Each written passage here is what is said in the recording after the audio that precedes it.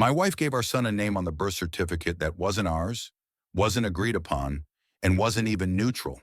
She gave him her ex's name. When I confronted her, she said, "Yeah, he's not even yours. What are you going to do? Divorce me? This is a no-fault state. I'm taking half. Loser." It was only the fifth day since my son was born, and I should have been floating in that strange haze of exhaustion and joy every new father knows. Instead, I was at the dining table, sorting through a mountain of hospital paperwork while Vanessa sat on the couch scrolling through her phone, as if nothing in the world had changed. I found the birth certificate, scanned it quickly, and froze. It didn't say James Taylor, the name we had chosen months ago, written out carefully on a notepad late at night when we were excited and nervous and filled with hope. No, it read, Alexander Reynolds Taylor. I just stared at the page, my mouth suddenly dry. My chest tightened, and for a long second I thought it was a mistake, a typo, maybe even some mix-up at the hospital. But no, there it was, typed in black and white. Alexander, her ex's name. The name hit me harder than anything ever had. It felt deliberate, like a knife slipped between my ribs. Vanessa, I said, my voice sharp, almost foreign to my own ears. What's this? The birth certificate says Alexander, not James.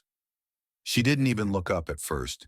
She kept her eyes on her phone, lazily scrolling, then finally tilted her head toward me with an expression so casual it made my blood boil. "Oh yeah," she said flatly. "Last-minute change of heart. Alexander just sounds better." I stared at her, my mind racing, the paper trembling slightly in my hand. "Alexander," I repeated, "like your ex." And then it happened. Her face, just for a second, changed. The soft exhaustion of a new mother disappeared, replaced by something sharp, cold, calculating. She smirked, not with joy, not with mischief, but with cruelty. "Surprised you caught that so quickly," she said with a laugh that made my stomach twist. I felt the air shift in the room. "Why would you name our son after your ex?" I asked slowly, already fearing the answer. She leaned back against the couch, and the truth dropped like a bomb. "Because he's not our son, Mark. He's Alex's." The room tilted. My ears rang. For a moment, the world went completely silent except for the blood pounding in my head. "What?" The word barely escaped my throat. "The baby isn't yours," she said, with an unnerving calm, as if she was explaining something as trivial as the weather. "Alex and I have been seeing each other for about a year now." I staggered back, clutching the paperwork like it was the only thing anchoring me to reality. She laughed, low and cold. "What are you going to do about it? Divorce me? Go ahead. This is a no-fault state. I get half of everything either way. The house, your savings. And don't forget child support.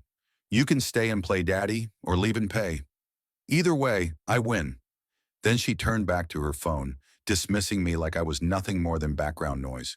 I didn't argue. I didn't scream. I didn't even cry. I turned around, walked out the door, and made 2 phone calls. The first was to a DNA testing facility. They could see me tomorrow.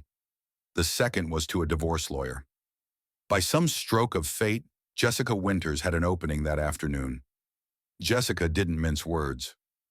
"Your wife is wrong," she said firmly, her voice steady and confident.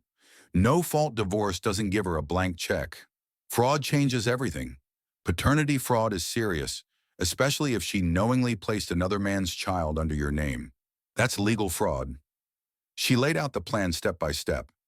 Get the DNA test, secure financial records, protect valuables, find alternative housing. Most importantly, keep quiet.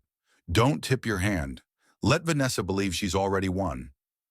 The next 3 days were hell, but then the DNA results came back.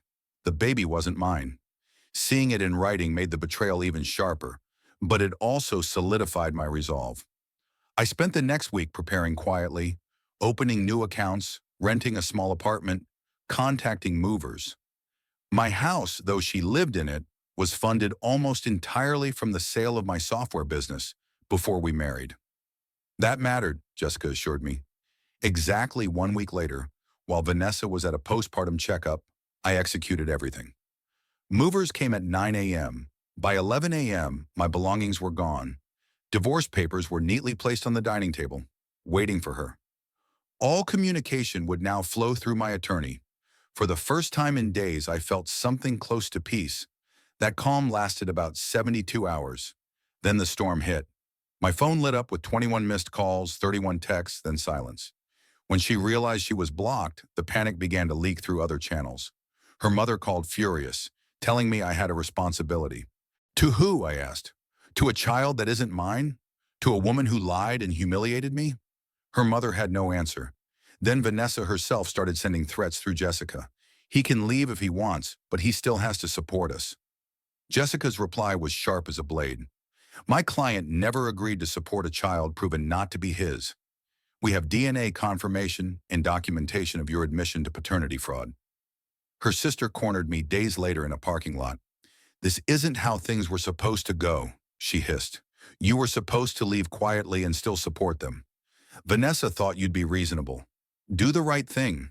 I stared at her. Not my child, not my problem. The entitlement in their voices was staggering. 6 weeks later, we were in front of a judge. Vanessa tried her act. Tears, drama, victimhood. But Jessica had prepared meticulously.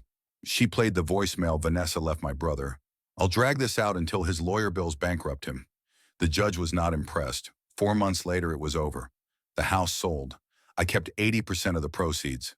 Vanessa was ordered to pay $8,000 in my legal fees. The court officially recognized that I was not the father, and I had no support obligations. It should have ended there. But 6 months later, I saw her again. She was sitting on a bench across the street, a stroller beside her. She looked thinner, smaller, stripped of the expensive clothes and arrogance she used to wear like armor. I lost my job, she said when she caught my eye. My parents are moving to Florida. I don't have anywhere to go. Alex still won't acknowledge the baby. Sometimes I sleep in my car. Her voice cracked. Can you help me?